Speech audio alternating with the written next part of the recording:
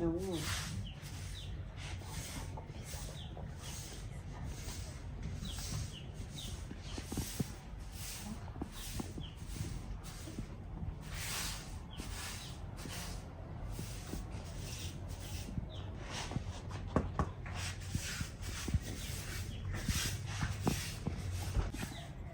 it's happy. You want to get the room? Take the room. Alright. Try to go to the hospital. No, here. No. To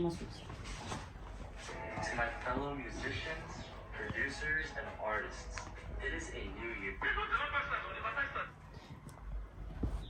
Gadzira sokusukwisa sokusiko. Oh, sorry, namanzi nazvona. Sati zvakune gotsi gadzira sokusiri gadzira mushoko. Alright. Nditoenda tokudaidza panapa kuti undipe rugare wototonge zvimwe zvichicho kuti. Sorry, mama.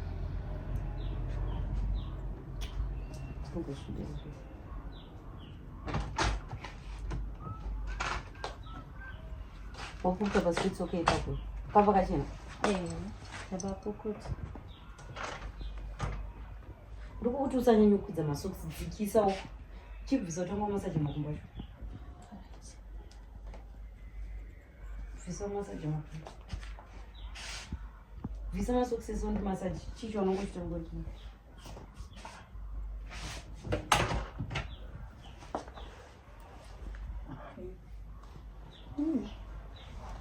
Tipindo ndibude.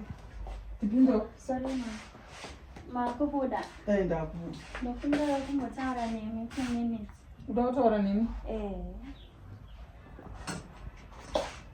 Taura tinzi.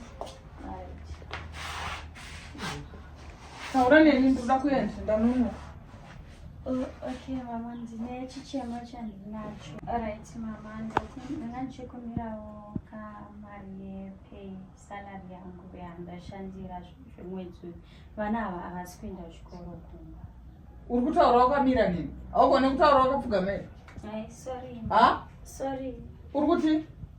Ndokumirawo mari yesalary, vana havasi kuenda kuchikoro kumba.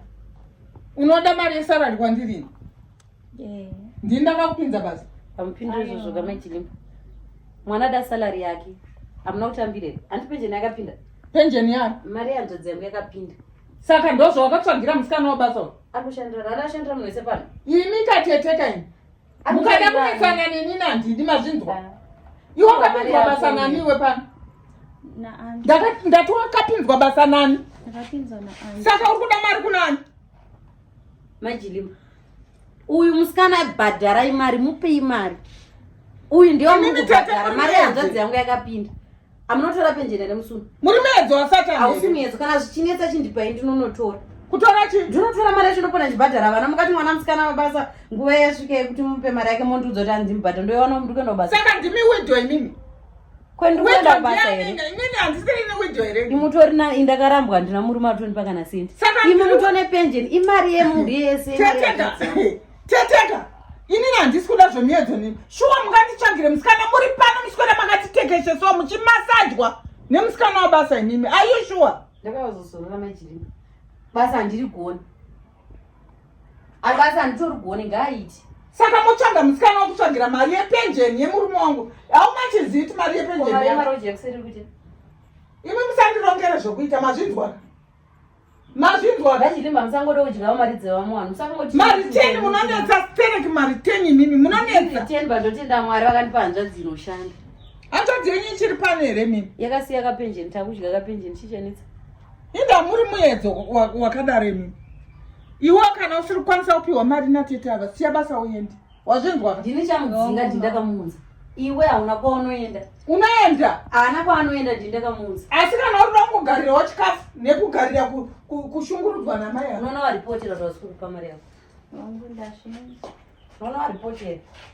Muda kundishungurudza kusvika papi kwa imini? Ndakashungurudzika kare imini nekuchirwa kwandakaitwa. Iye nomakuramba muchindishungurudza imimi. Shuwa kuuya panapa kuzomasajawo nemusikana. Iwe kukwana iwewe futi iwe.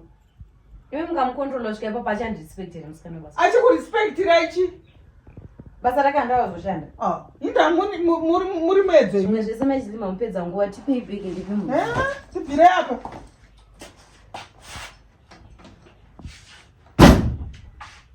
iwo kana wadzoka unotarisei Yarara.